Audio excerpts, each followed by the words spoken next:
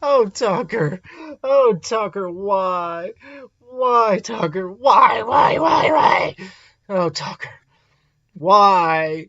Oh, man, the last conservative. He was the last one. He was the last one. As many of you will have heard, Tucker Carlson has joined the dark side. He has gone over to the dark side and made comments that have offended the political correct social justice warrior brigade in our country.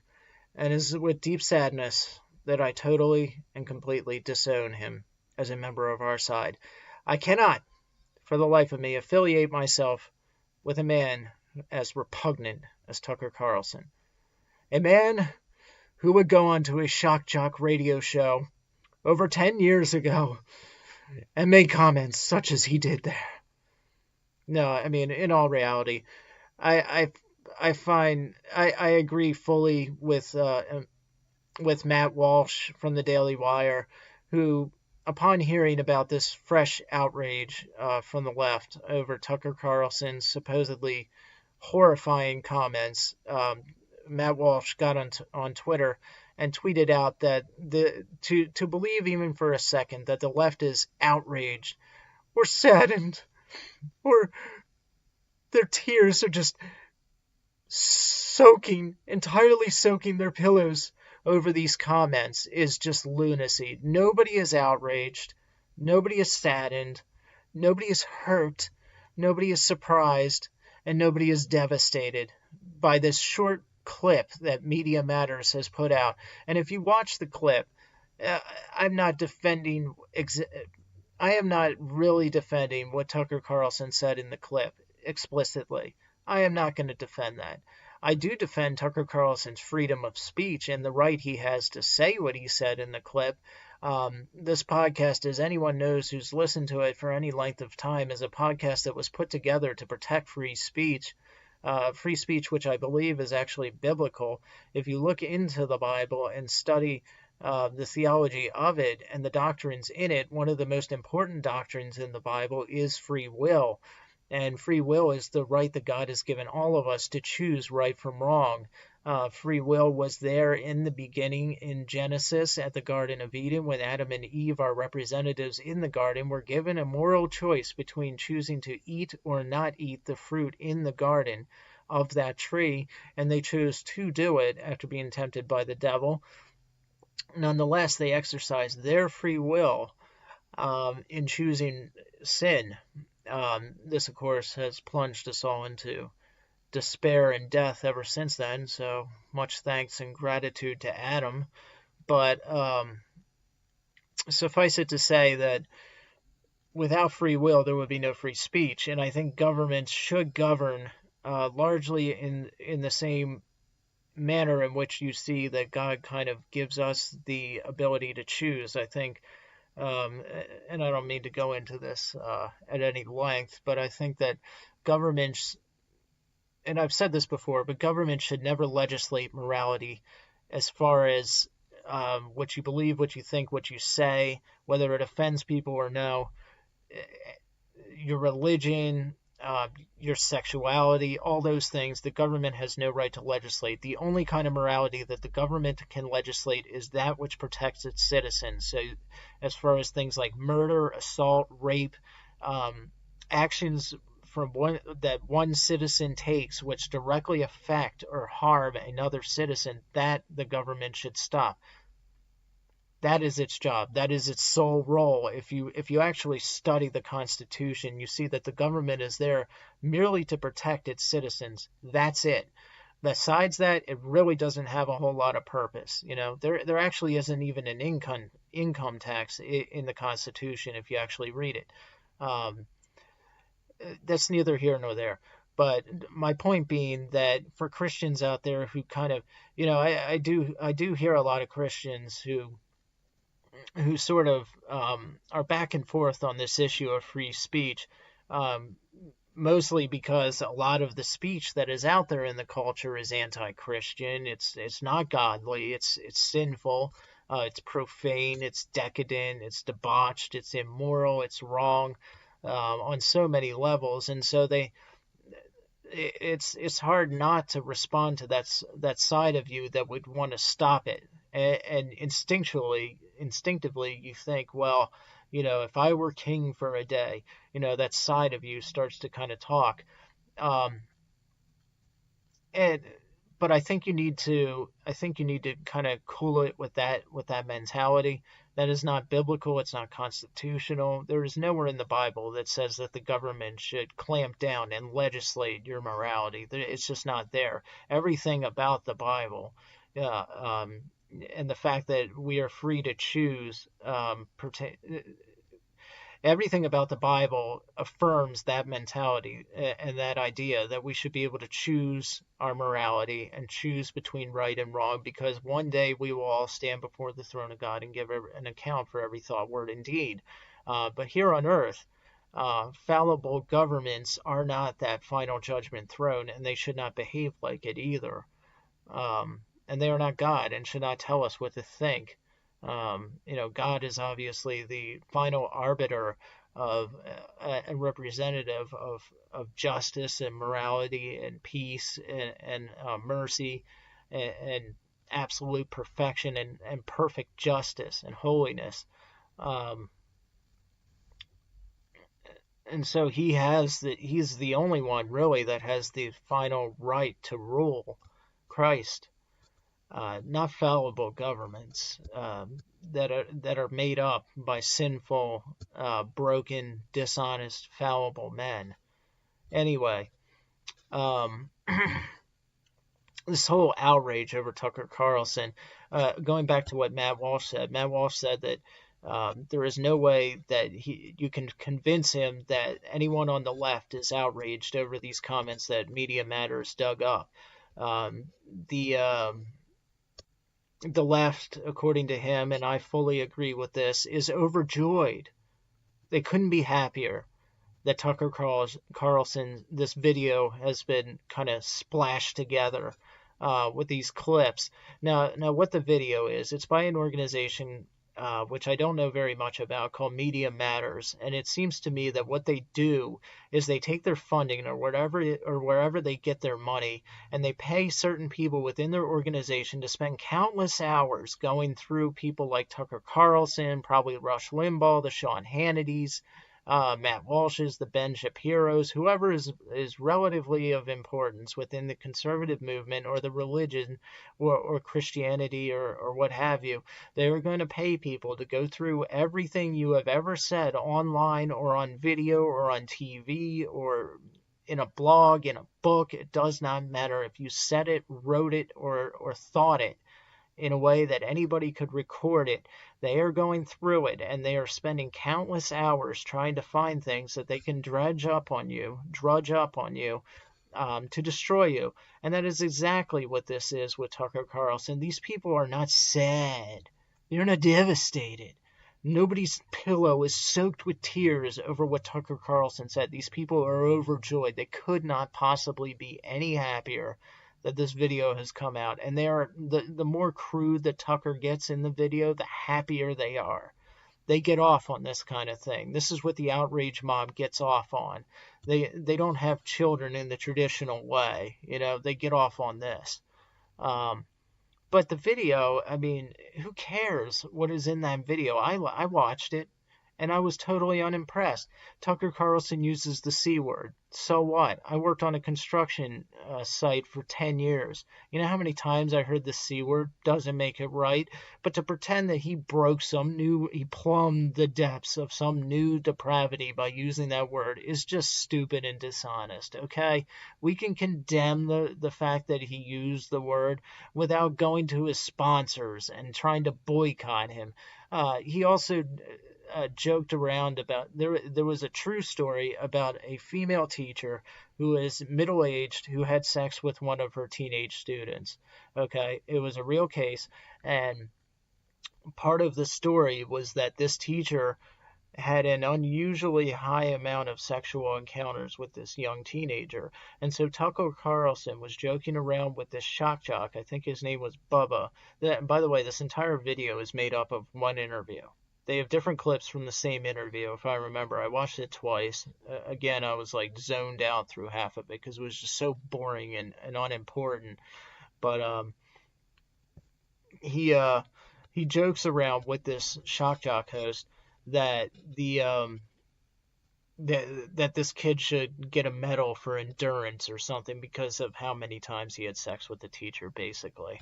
Um, no, he shouldn't be joking around about things like that. That's not something you should joke around about. But by the way, our culture is rife with this kind of joking. So to pretend that Tucker Carlson just hit upon some, this is just like unheard of. Give me a break. That kind of humor is just rife throughout society, okay?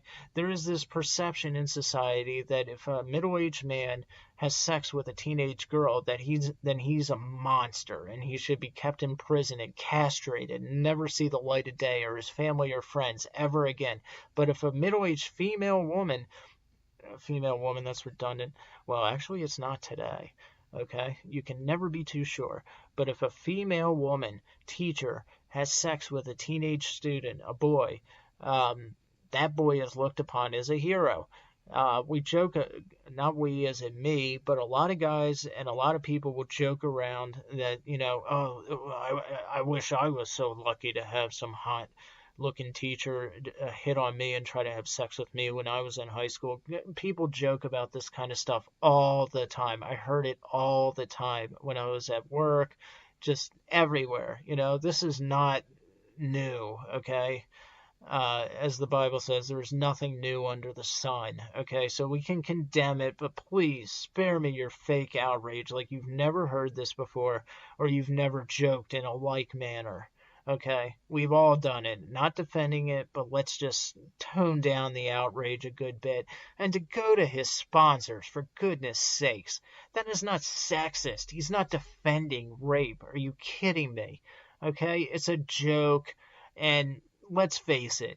Let's just be brutally honest about it. When a middle-aged teacher goes and has sex with a teenage boy, she ain't raping him if they've had sex dozens and dozens and dozens of times. It's not rape. I'm sorry. The boy was all for it. Now, is it still wrong? Absolutely. She's a teacher. She's an adult. She should know better. There is no moral grounds for her to ever do something like that. It's indefensible. But to say that it's actual rape is just not true. The boy is all for it. He's bragging about it to his friends, okay? And in fact, I think that specific story that came out, it came out, and I was a teenager. I know a lot of my teenage friends. I mean, if something like that had happened, you would have a hard time not being all for it, with all your raging hormones as a teenager. It would be very hard not to be gung-ho for some attractive middle-aged teacher coming on to you. Okay, let's just be honest. Let's be direct about it. There's no reason not to be. That's how it is in the culture today. So to pretend that he's defending rape is just a lie, okay? It's a lie designed to deceive people, to drum up more outrage than it warrants, and to destroy him for absolutely no reason, okay? And the reason they want to destroy him is because Tucker Carlson routinely uses his show to criticize and come after corrupt politicians. And right now in American history, in American culture, in America today, 2019, most of the most corrupt politicians are on the Democrat side. They're on the progressive side. They're on the political correctness side. They're on the cultural elite side with the left. Okay? So these are the same people, the same organizations like Media Matters that then go and say, this guy's talking a lot of smack on politicians we like.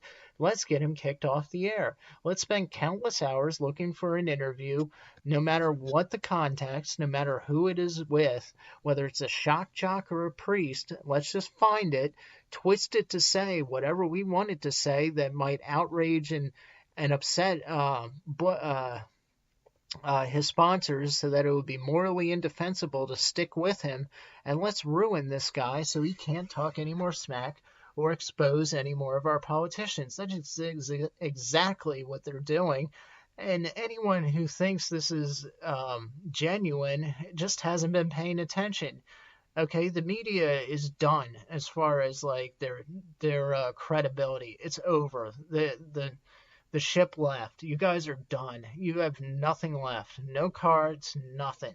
You got no hand, okay? After Covington, after the BuzzFeed story, after all these outrages and lies and obvious bias and deception, the obvious censoring of conservative voices on social media like Alex Jones, Milo Yiannopoulos, Gavin McInnes, Laura Ingraham, Tucker Carlson, Gavin McInnes, I already said him, Laura Loomer, Laura Southern. I mean, the list goes on and on and on. Jack Posobiec, Mike Cernovich, Matt Walsh, um, what's the Matt Couch. I mean, the list goes on and on and on of people who have been deplatformed or censored in some way or another. And by the way, this whole thing with Tucker Carlson just came out, but with this podcast, I was also going to bring up the recent gag order against Roger Stone. His judge, I don't have her name in front of me. I can't, for some reason, I always keep forgetting her name. It's Amy Berman or Berkman or something like that. Her first name's Amy, I'm pretty sure. But anyway, the judge in the Roger Stone case is now threatening him with prison. She slapped a gag order on him to where he was not allowed under any circumstances to defend himself in the court of public opinion, to speak out about his case. His case obviously is the Russian collusion. Mueller is accusing him of lying to Congress and lying to investigators, committing perjury, etc. Process crimes, things that have nothing to do with Russia or the actual Trump campaign into 2016. Nothing to do with any of that. Nothing at all. So these are just process crimes. But he's not allowed to defend himself in any way, shape, or form. That's what the judge said. And now again, she's threatening him with prison because he has a book coming out in which he, I guess in the introduction, he disparages Mueller and calls it a witch hunt and whatever. And so now she's threatening this almost 70-year-old man with prison time. And this is just an outrageous situation. How is this American?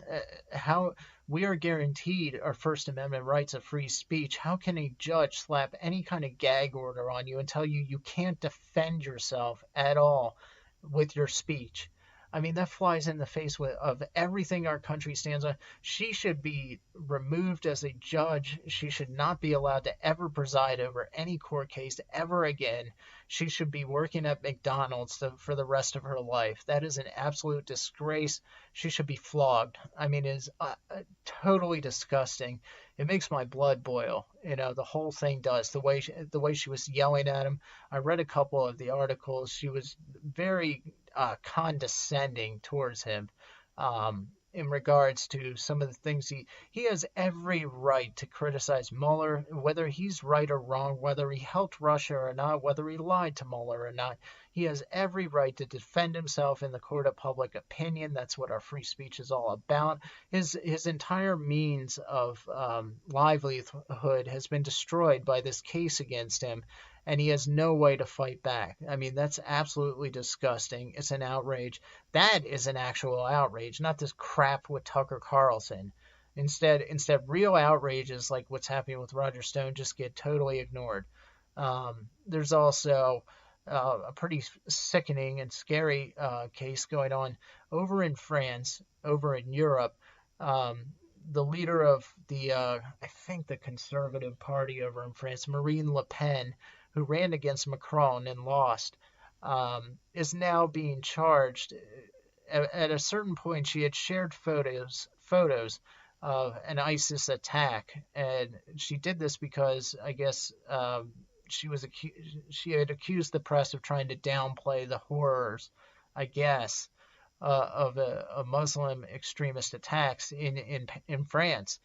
And so she shared images of some of these attacks, and now that she's being prosecuted for it, and not only being prosecuted, But because of her ideas and because of the way she thinks and because she is anti-immigration, because she is nationalistic and totally opposed to the globalist approach that Macron is championing, because she hates Brussels and the EU, because of all that, they are trying literally to force her to go to re-evaluation, psychiatric evaluation, where she would be forced to go to like a re-evaluation.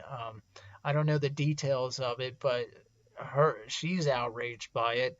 And to me, it's a really freaky thing where if you have a leader who, just because her politics are opposed to those in power, the elites, the globalists, because of that, you're going to send her to a camp where she's essentially re-indoctrinated. I mean, that's some freaky stuff. That really is. Um, I wouldn't want to be in any country that ends up like that, where your leaders, just because they disagree with one another or because they have the wrong politics, you're going to send them to a re-indoctrination program. That's freaky. That really is. And I hope somehow she gets out of it, because she has every opportunity with how Macron is bungling everything that's going on in Europe or France right now. If she can get through this scandal and get through these charges and brush them aside, and for heaven's sake, don't go anywhere near the freaking indoctrination program. I don't care what you have to do. But if she can get through all this, she has every opportunity to to be the next leader, the next, I guess they call it a president over in France. She has every opportunity to do that.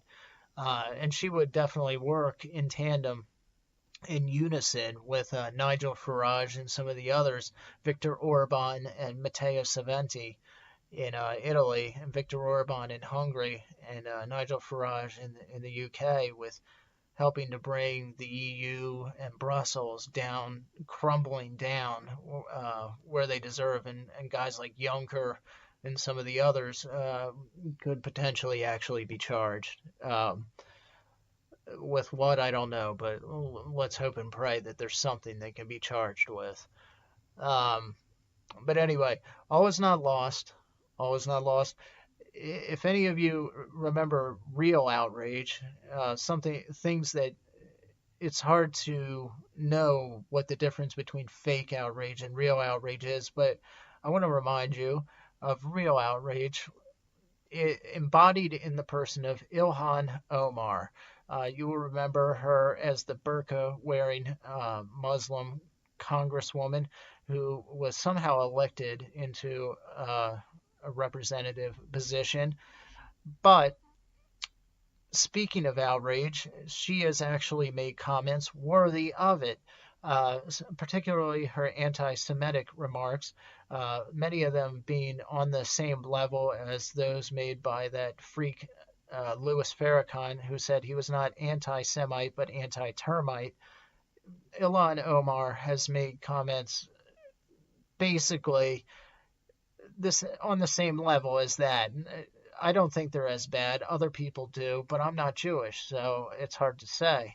But she's put out numerous tweets accusing Israel of hypnotizing the world.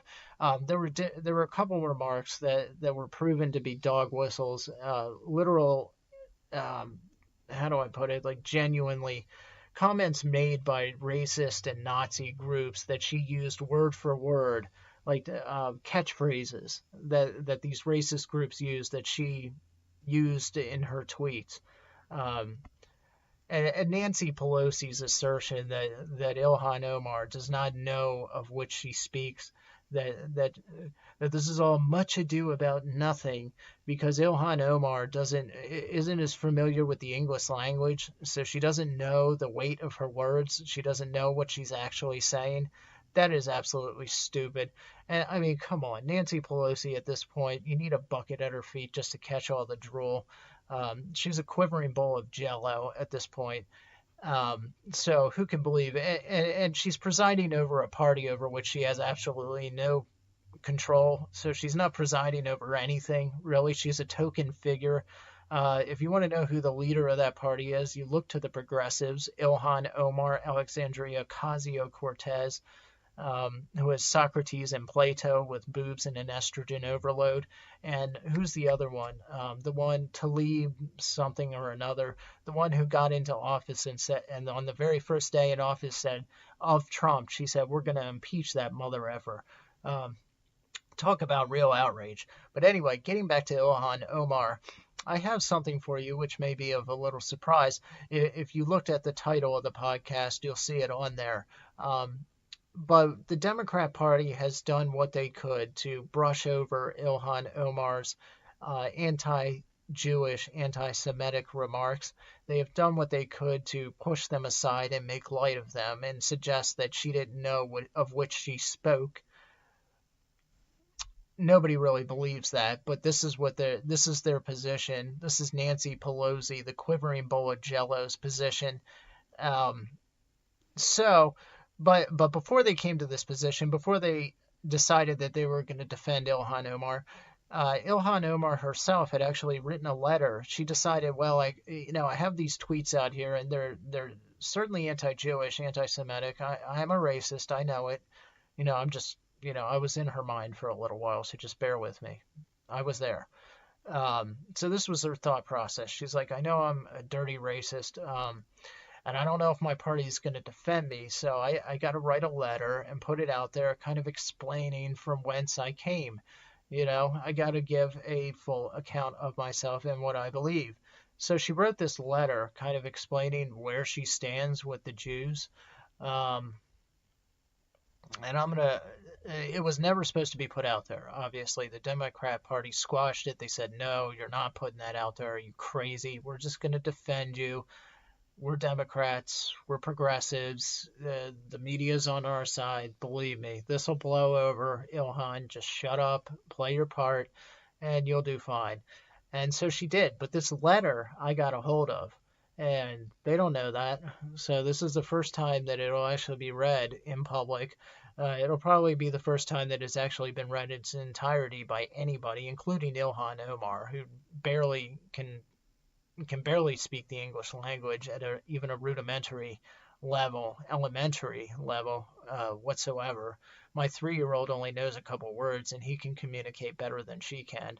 But anyway, I have her letter here, and I'm going to read it. So this here is the letter that Ilhan Omar was going to release to the public, kind of explaining how her motivation and her thought process in regards to the Jews. So here it goes, starting now. I want to also mention a very difficult subject before you, with complete candor. It should be discussed amongst us, yet nevertheless we will never speak about it in public. Just as we did not hesitate during the midterms to, what does she say here? Just as we did not hesitate during the midterms to steal votes or keep people at home who should have actually been voting, or to bring forth the dead to fill the dockets that we needed. That was, thank God, a kind of tact natural to us, a foregone conclusion of that tact, that we have never discussed about, that we have never conversed about it amongst ourselves, never spoken about it. Everyone, all of us, shuddered, and everyone was clear that the next time, the next midterm, we would do the same thing again, if we were commanded and necessary. I am talking to you about the persecution of the Jews, the hopeful extermination of the Jewish people. It is one of those things that is easily said. The Jewish people will be exterminated. Every Democrat member will tell you perfectly clear. It's part of our plans. We're exterminating the Jews, exterminating them. It's a small matter. And then along they all come, all the 80 million upright Democrat voters, and each one has his decent Jew. They say, all the others are swine, but here is a first-class Jew.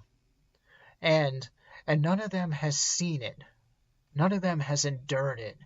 Most of you will know what it means when you see 100 bodies lying there, or maybe 500, or 1,000. But to have seen all this, and to go through it, with the exception of human weakness, to have gone through it, but to remain decent. This has made us hard, and is a page of glory never mentioned and never to be mentioned, because we know how difficult things would be if today, in every city, during these crazy elections, the burdens of the taxes and the burdens of our taxes and the social, economic, and racial divisions in America today, if we still had Jews as secret saboteurs, agitators, and instigators, we would probably be at the same stage as 2016 if the Jews still resided in the body of the Democrat Party. We have taken away the riches that they had, and I gave a strict order, which Alexandria Ocasio-Cortez has carried out. We have delivered these riches to the Democrat state, to the DNC, and we have taken nothing for ourselves. There are very few, and they will be dead men, who did take for themselves from the wealthy. We have the moral right, we had the duty to the American people to do what we have done during the midterms and in exterminating the Jews.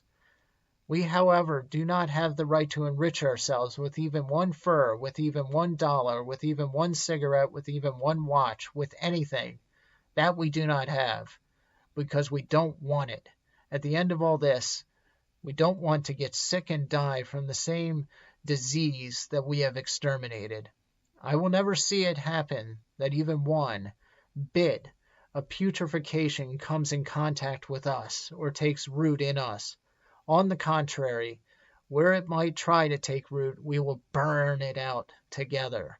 But all together we can say, we have carried out this most difficult task for the love of the American people, and we have suffered no defect within us, in our soul, or in our character.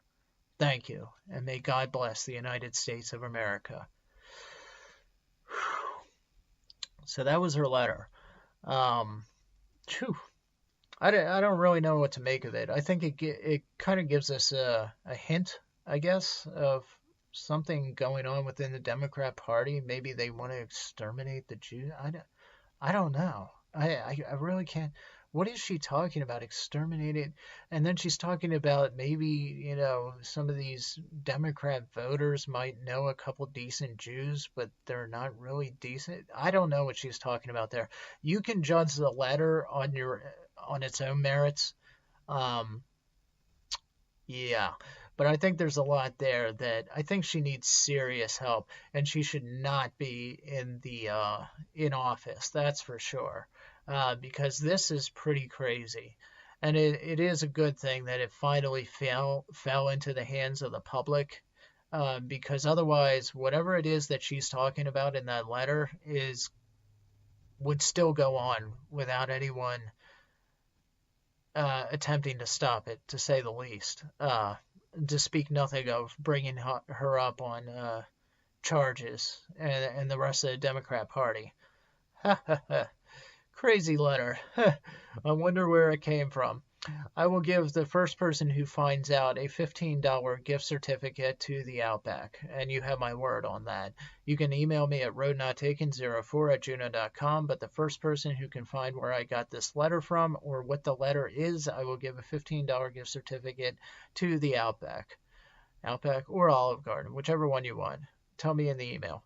Anyway, to put this matter to rest, there's also when it comes to free speech, we can never, you can share your outrage as much as you want, and you have every right to be outraged by certain things said by people within the media, Tucker Carlson being one of them. As much as I like his show, as much as I agree with a lot of things that he says on his show, that is not a defense of his use of the C word in that episode. He called, I think, Martha Stewart's daughter, said she was a bit C-wordy. But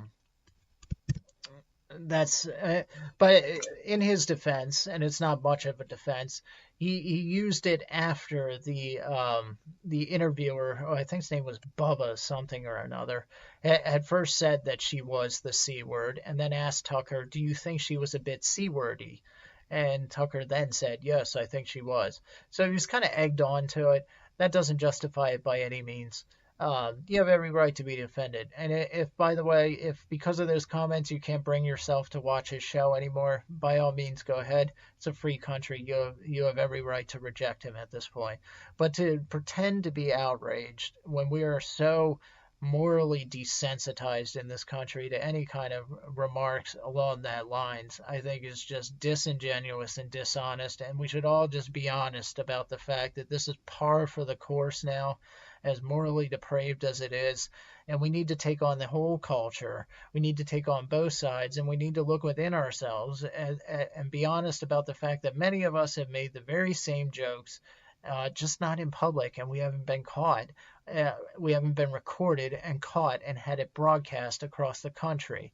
Okay, so let's just be honest about the things that we've said that would shock everybody, or the things we've thought or joked about in private that we don't want anybody to hear, and then we pretend that we're outraged by Tucker Carlson because we have the luxury of not being a public figure where every word we say and every thought we think is not broadcast across the country for analyzation. So yeah, I find it just a total atrocious waste of time, this whole thing with Tucker Carlson. I think there's definite cause in the case of Marine Le Pen, for serious concern, as far as her being brought up in charges for sharing pictures of what actually happens during a terrorist attack, and on the fact that they want to send her to an indoctrination camp. Lastly, Tommy Robinson, who has been persecuted by the British government day in and day out for his anti immigration stance, to put it mildly, is now looking at another trial. I think at the end of this month of March, on the 20th or the 21st, he will be back in court.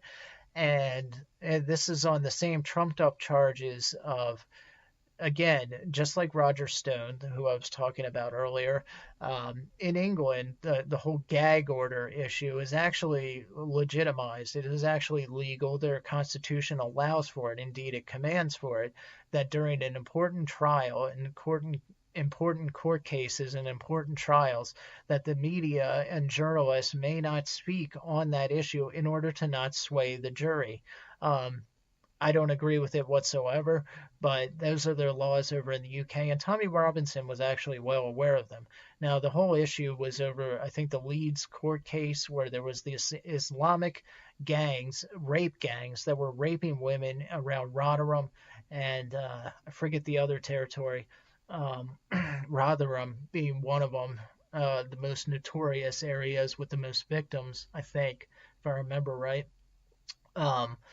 And so he very defiantly stood on the Leeds courthouse steps, the front steps, and recorded himself talking about the case. Well, he had been previously warned about this, and a judge told him that if he was caught again doing it, he would be thrown in jail. He did it anyway. He was thrown in jail. We all knew it was coming. It was a very stupid thing to do. But if you look at his whole history and the way he's been treated by the government, by a lot of the people around him who want to shut him up, his house has been raided numerous times by the police with no justification. He's been in prison more than one time. Just even putting aside this whole gag order issue, the fact that when he was arrested over at the Leeds courthouse, he was told that he would be put in jail for 13 months. I think he served like 3 or 4 months before they brought him out after much protest from the public. And now he's potentially going back in, which is unheard of. And a lot of people think, Tommy Robinson included, that this all has to do with who he is and the fact that the establishment wants to silence him. I would agree with that. If you look at him and the events surrounding him and the many different things that have happened to him at the hands of the government and others, and that the way, in particular, that social media is also silencing him. He was banned from Twitter, from Facebook. I think he's been banned from just about everywhere. Instagram, Facebook, and Twitter have all permanently banned him for quote unquote hate speech. Um, and YouTube will be soon to follow, I'm sure. Um, this is scary stuff. I mean, and now he's going back into jail. He's had more than one attempt on his life in prison.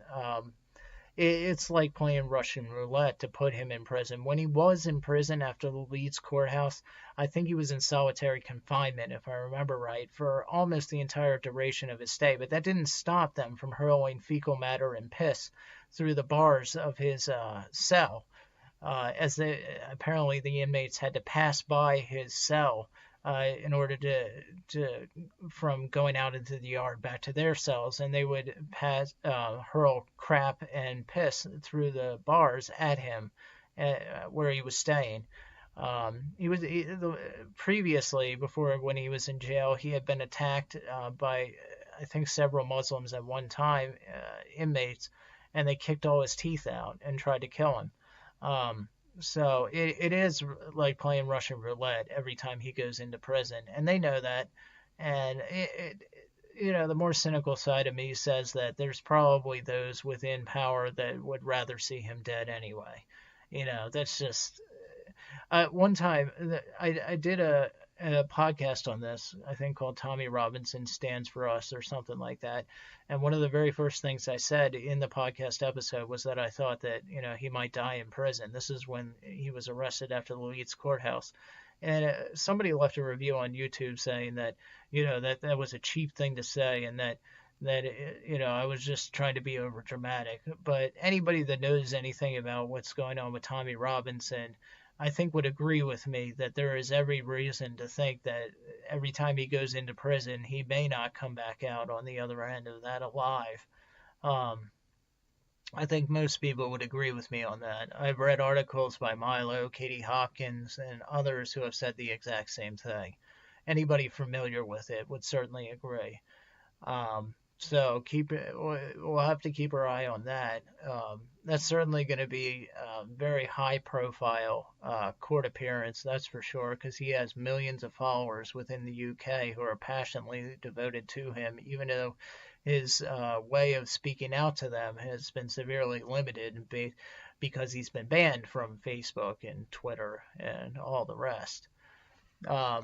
Anyway, it is now 7:50. On March the 11th, and in exactly 10 minutes, Tucker Carlson will be on. So I have to finish up this podcast so I can go and watch my daily episode of the Tucker Carlson show.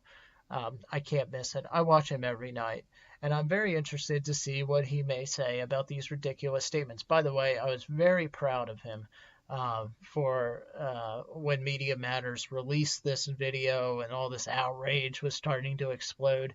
Tucker Carlson put out a tweet saying, I have a weekly show, live show, 5 days a week. If any of you have a problem with my views, don't watch the show. If you want to debate me on anything I've said, you are free to come on the show and do so. And that was all he said. So he's refusing to be contrite, because what they are looking for is not they're looking to dominate and destroy him. They're not looking for penance, they're looking for capitulation. That's it. They're not looking for penance, they're looking for capitulation. Never, never, never, never, never, never apologize ever to the mob. Never do it. They don't care whether you apologize or not. You could apologize to them and it would make no difference. So don't do it. It only makes you weak. Look what happened to Laura Ingraham. She apologized and she still lost a lot of her sponsors. Whether you apologize or no, it makes not a damn bit of difference. All right, that's our episode for this week. I'll be back again next weekend, as always. I can only hope that one day that I incite the same amount of outrage as Tucker Carlson does. Good night, and God be with you.